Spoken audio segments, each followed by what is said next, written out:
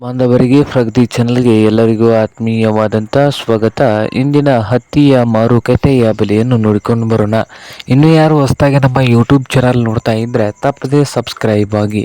ಇಂದು ಹತ್ತಿಯ ಮಾರುಕಟ್ಟೆ ನೋಡುವುದಾದರೆ ರಾಯಚೂರದಲ್ಲಿ 7,000ದಿಂದ 8,300 ರೂಪಾಯಿ, 7,000ದಿಂದ 8,300 ರೂಪಾಯಿವರೆಗೆ ಒಂದು ಕ್ವಿಂಟಲ್ ಹತ್ತಿಯ ಬೆಲೆಯನ್ನು ಹೊಂದಿದೆ ರಾಯಚೂರು ಮಾರುಕಟ್ಟೆಯಲ್ಲಿ.